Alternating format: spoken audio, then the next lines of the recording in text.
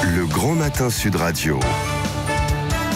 Le petit déjeuner politique. Et c'est le petit déjeuner politique d'Éric Coquerel, qui est député La France Insoumise de Seine-Saint-Denis. Oui, bonjour Éric Coquerel. Bonjour. Qu'est-ce qui n'a pas marché donc à la France Insoumise pour réaliser un meilleur score dimanche ? Alors, je crois qu'il y a plusieurs choses. D'abord, constatons que dans toute l'Europe, toute notre famille politique a subi un revers dans ces élections. Donc ça veut dire quelque chose très clairement d'une période qui nous est en ce moment pas favorable, qui est plus favorable, j'allais dire, malheureusement aux forces nationalistes, xénophobes, je veux dire fascistes pour aller vite, même si c'est... Ouais, c'est un peu... Bon. Non, tous les électeurs qui ont voté pour... Non, c'est pas ce que je dis. Oui. Mais vous savez, tous les électeurs qui ont voté à certains moments dans les années 30 pour des partis d'extrême droite n'étaient pas forcément au départ d'extrême droite. Mais laissons ça. Je caractérise globalement ce qui se passe en Europe. Et bon, voilà, on est dans une période, à mon avis, de régression dont il va falloir tenir compte. La deuxième chose qui est plus liée aux européennes, parce que depuis que je les connais, on vit à peu près la même chose pour notre famille politique, c'est une élection en réalité qui est très dure pour nous, pour deux raisons. D'abord parce que notre électorat populaire, celui qui a été le socle au départ de ce qui a permis à Jean-Luc Mélenchon après de fédérer plus d'électeurs pour la présidentielle, s'abstient considérablement. Tous les éléments le montrent, c'est-à-dire c'est celui qui s'abstient le plus, pour des raisons très claires. C'est que nous essayons d'avoir un discours honnête. Donc nous disons, on se présente au Parlement européen pour mettre des députés de combat, pour amorcer, j'allais dire, la pompe, mais en même temps, c'est pas le Parlement qui décide de tout, c'est pas vrai, c'est pas la réalité. C'est vrai. Et donc, quand vous entendez des discours qui est je le conçois, qui est plus simple que quand quelqu'un vous dit votez pour nous pour le Parlement européen, on va tout changer, c'est pas vrai, mais c'est plus simple. Eh bien, nos électeurs qui sont déjà critiques à raison vis-à-vis de cette Union européenne-là, s'abstiennent plus. Bon, et en même temps, les électeurs de classe, on va dire intermédiaire, moyenne, j'aime pas trop ce terme, enfin vous voyez à peu près ce que je veux dire, bien sûr, que nous avions réussi à regrouper par l'élan de Jean-Luc Mélenchon pendant la présidentielle, eh bien,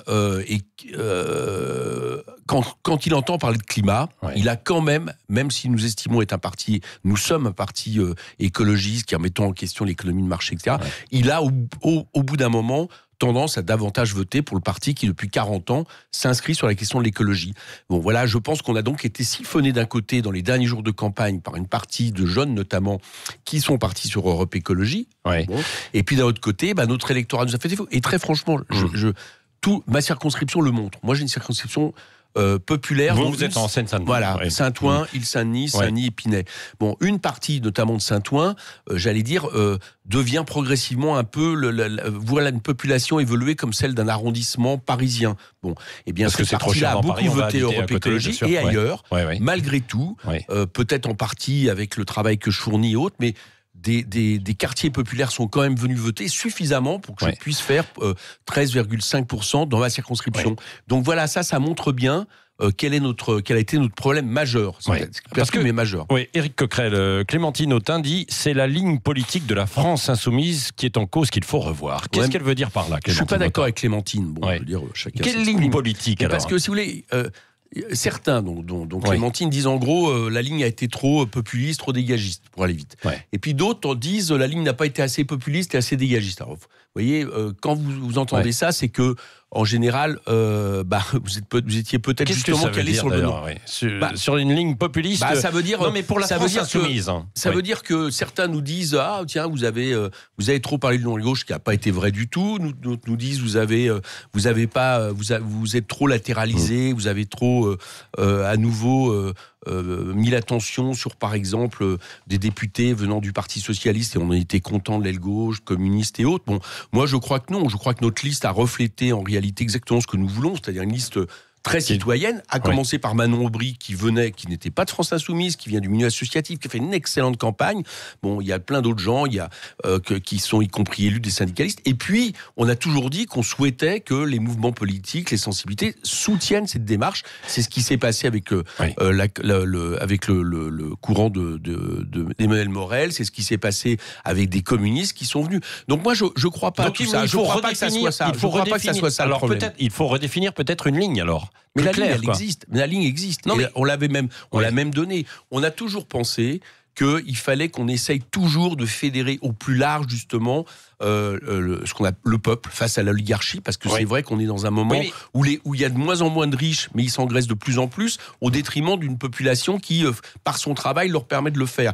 Donc, il faut s'engraisser, il faut faire en sorte de fédérer le peuple sur, j'allais dire, la question du partage des richesses, de la planification écologique, et non pas, comme le fait Madame Le Pen, de la peur de l'immigré, de la peur d'une religion, etc. Mais est-ce que vous c'est ce qu'on essaie de construire. Éric Coquerel, il faut poser aussi toutes les questions sur la table. Est-ce que cette question de l'immigration, des frontières, vous ne la posez pas suffisamment et elle n'est pas assez claire pour vos électeurs?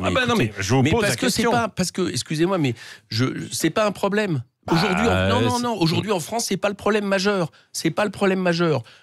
Ça devient un problème. Pourquoi ? Parce que, vous savez que depuis 2015, il y a eu une grande arrivée à un moment donné du fait des guerres en Syrie, dans lesquelles nous avons une large responsabilité.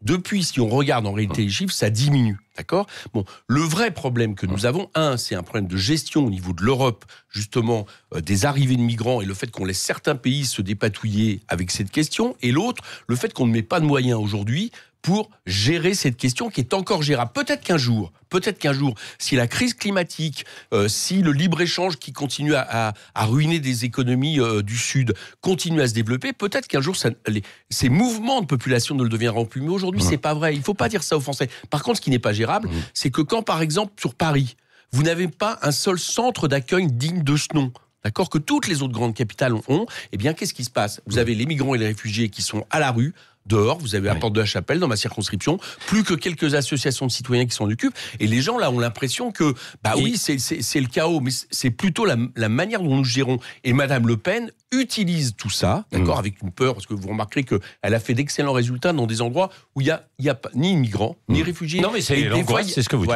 Ouais, et elle utilise ça pour, j'allais dire, faire passer des idées nauséabondes, associée avec un vocabulaire qu'elle nous prend par ailleurs sur la question sociale. Ça, c'est vrai. Bon, mais en même temps, il faut le rappeler, le Front National, il est contre l'augmentation des salaires, il est pour l'austérité, il est pour que les gens travaillent plus. Coquerel, est-ce que vous n'avez pas été victime aussi, est-ce que vous n'avez pas été victime au sein de votre parti aussi, et du coup, par ricochet auprès des électeurs, d'un état d'esprit peut-être trop polémique, trop clivant au sein de votre parti, non ? Depuis Non, je vais vous dire, on a été victime parce que depuis des mois, on concentre les attaques à la fois du camp au pouvoir et à la fois du Rassemblement national, notamment avec cette espèce de coup monté avec M. Cotarac il y a quelques jours. Donc, par exemple, un coup monté. Bien sûr. Si. Vos confrères expliquent que ça faisait des semaines. Pour les auditeurs, ça faisait des semaines qu'il est passé de votre parti au Rassemblement national. Quand je dis un coup monté, c'est que quand vous avez quelqu'un qui cache à tous ses amis, sa famille, qu'en réalité il est passé dans le camp d'en face et que les médias depuis des semaines préparent sa venue, ça veut dire que tout ça n'était pas, je veux dire, une réaction spontanée de quelqu'un. Ça veut dire mais mettons ça de côté. Moi, ce qui me pose problème, c'est que nous avons subi des attaques extrêmement fortes. Et à certains moments, je trouve que notre camp, au sens général, ceux qui sont attachés à la question de la démocratie, des libertés, n'a pas réagi comme il le fallait. Quand on vit des perquisitions comme nous l'avons fait, c'est-à-dire traité comme un groupe terroriste, d'accord, avec 100 policiers au matin qui débarquent un peu partout pour des picadilles qui n'existent même pas, mais même le prétexte était des picadilles. Bon, eh bien, à partir de là, nous attendions à ce qu'on soit défendus, d'accord ? Comme par exemple, vos confrères l'ont été de Mediapart. Au lieu de ça, on a regardé uniquement les réactions suscitées par ça et on nous a tapé dessus. Je trouve que là, il n'y a pas eu de solidarité. Et Jean-Luc Mélenchon, peut-être dans sa virulence, dans ses propos, il a pu heurter, choquer certains. Je vais vous dire une chose.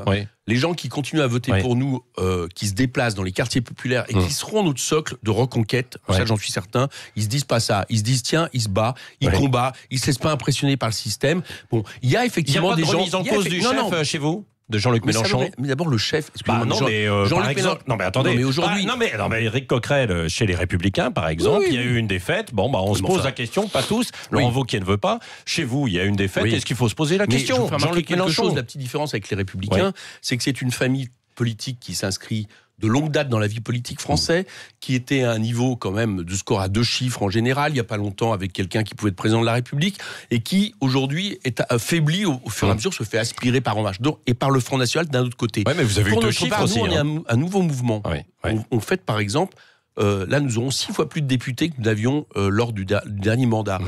Nous avons, certes, là, il y a un accident, c'est clair. J'espère que ça va être un accident. Il faut qu'on prenne en compte certains éléments, justement, pour période de rebâtir. C'est pour ça qu'on propose une fédération populaire qui permettent, à partir d'une implication citoyenne, justement, à tous ceux qui veulent soutenir, de reconstruire, et ça peut commencer par, pour les municipales, mais je me souviens qu'il y a 2 ans, Jean-Luc Mélenchon a eu 19% des voix. En 2 ans, Jean-Luc Mélenchon, il n'a pas changé, il n'a pas modifié, il est même un excellent président de groupe à l'Assemblée nationale, tout le monde le convient. Bon, donc, il n'y a pas de remise en cause du chef. Non, je crois qu'il faut qu'on regarde ce qui nous est arrivé. Oui. Bon, ça, c'est ce qu'on est en train de faire, pour tout vous le dire. Là, j'aurais réagi à chaud. Bien sûr. Il y a des analyses, il y a certainement, il peut y avoir des choses à corriger. Ouais. Enfin, je veux dire, chaque mouvement, notamment un mouvement jeune comme le nôtre, qui invente une nouvelle forme d'organisation politique, a besoin de le faire.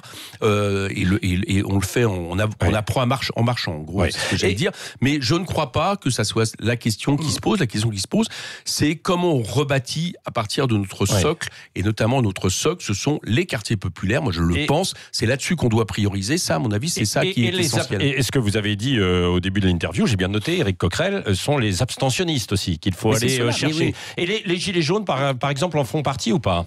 Parce qu'il y a 23 millions de... Très certainement. Oui. Très certainement. Bon, les Gilets jaunes en font partie. On voit qu'il y a un mouvement qui continue à exister, qui n'est plus aussi massif qu'il l'a été au début, qui continue à exister, qui, au fur et à mesure, quand même, a des contenus proches de nous, mais qui, pour la même raison, ne s'est pas déplacé, à mon avis, au niveau des élections, parce que pour se déplacer, il faut vraiment qu'il estime qu'il y a une nécessité. Alors, ceux qui, quelque part, rejettent le système, et j'allais dire, avec la variante Front National. Bon, là, il y avait un objectif, parce que M. Macron n'a pas arrêté de dire c'est un objectif, je veux être devant eux. Quelque part, il a suscité la surmobilisation de l'électorat du Rassemblement National. Nous, notre électorat populaire n'a pas estimé que c'était suffisamment nécessaire de le faire. Voilà, je pense que c'est une des grandes explications. Donc vous n'avez pas su effectivement capter un peu ces Gilets jaunes, ce mouvement, pas assez. Contrairement donc au Rassemblement National, visiblement, c'est pas que le mouvement des Gilets jaunes, c'est le mouvement en général de tous ceux qui souffrent du système. Je dis ça parce que, par exemple, dans le 93, où on a 5 députés, Seine-Saint-Denis, le mouvement des Gilets jaunes n'a jamais été massif comme il a pu être dans d'autres ans. Mais on n'a pas su, on n'a pas pu. Et quand on y est arrivé, on sauve les meubles, comme dans ma circonscription. C'est vrai qu'on n'a pas su montrer que cette élection européenne, l'enjeu était tel qu'il fallait se déplacer, venir voter pour nous. Bon, voilà, maintenant c'est toujours une élection qui est rapidement, il y a aussi une irresponsabilité de la part de l'ensemble de la gauche, avec toutes ces candidatures, Benoît Hamon, Yann Brossat. Benoît Hamon tire sa révérence, qu'est-ce que vous lui dites ? À mon avis, il ne la tirera pas longtemps. Mais écoutez, je ne sais pas. Ils ont quand même un score un peu plus de 3%, donc on va voir ce qu'ils vont faire. Ça fait 2, plus 2, plus 3, Moi, plus 3. Je crois une chose. Quand Jean-Luc Mélenchon a eu 19% des voix à la présidentielle, il y avait une occasion pour tous ces forces politiques de se dire il s'est passé quelque chose. C'est peut-être lui et ses amis qui avaient raison dans l'idée non pas de reconstruire sur un cartel, mais à partir d'un mouvement citoyen. Donc allons l'aider. Ils l'ont pas fait. Ils ont voulu se compter aux Européennes. Vous tendez la main en fait aux uns aux autres, justement. Tous ceux qui veulent participer à ce que nous on appelle une fédération populaire sont les bienvenus. Oui, c'est-à-dire une fédération populaire. Non.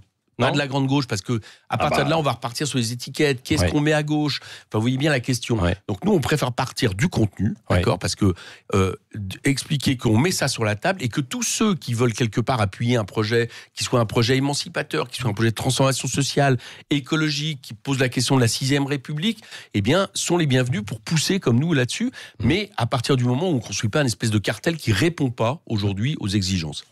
Éric Coquerel, le mot de la fin avec Cécile de Ménipus. Oui, en France et en Allemagne, l'écologie crée la surprise européenne. Pour être un bon écolo, est-ce qu'il faut être forcément de gauche ? En tout cas, à mon avis, pour être un écologiste conséquent, il ne faut pas adhérer à l'économie de marché, je vous le dis très clairement. Parce que l'économie de marché, c'est une économie qui, de facto, systémique, regarde à court terme. Or là, on a besoin de regarder à moyen et à long terme, sans avoir la question des profits toujours en tête, mais la question de l'intérêt général. Donc voilà, je réponds comme ça. Ça doit être une économie qui accepte à un moment donné que l'État joue un rôle majeur, que l'intérêt général joue un rôle majeur, et ça ne peut pas être une économie du tout marché. Ça, c'est impossible. Mais c'est un effet de mode, non ? Écologie ? Non, je crois pas. Non, je suis de ce point de vue-là satisfait qu'il y ait quand même plein de jeunes qui aient été votés. J'aurais préféré qu'ils prennent notre bulletin, parce que je pense que notre bulletin est plus conséquent. On va le voir notamment avec les alliances d'Europe Écologie, peut-être au Parlement européen, peut-être avec des gens proches de Monsieur Macron. Non, pour l'instant, ils envisagent plutôt ça, donc on va voir ce qui se passe. Mais je trouve que c'est satisfaisant que des gens aillent voter sur la question du climat, parce que c'est la question centrale. Toutes les autres questions sont sujetties au fait qu'on puisse continuer à respirer sur cette terre. Et vous avez un invité surprise, bien sûr. Oui, bonjour Eric, Je connais. c'est François Hollande. Je suis tout cœur avec toi car moi aussi j'ai connu dans ma vie la gueule de bois des lendemains qui déchantent. Avoir quitté les socialistes pour faire le même score, ça c'est de la solidarité, mais toutefois sans être complotiste. Ne penses-tu pas que votre débâcle est dû à un coup du grand capital Leroy Merlin dont la pâte à fixe de la mauvaise qualité a décollé la banderole de la France Insoumise le soir des résultats, non ? Est-ce que tu as vu la... Ah non, j'ai pas vu, non. T'as vu la banderole qui s'est décrochée ? Il y a une banderole qui s'est décrochée. Non, moi j'utilise de la colle, ça colle super bien. Donc c'était pas de la pâte à fixe, c'était je colle des affiches. Ouais. D'accord, Voilà. ok. Donc, Ça fait du bien de parler bricolage le matin. Ah, ouais. ben c'est voilà, bien, ouais. François Hollande, C'est vous la allez nouvelle pouvoir... boîte à outils de la France Insoumise. Voilà, absolument. moi Merci. je me suis mis au vert. Oui. Du coup, On va là, la n'entend prendre, la plus boîte à parler de outils, moi. pas de problème.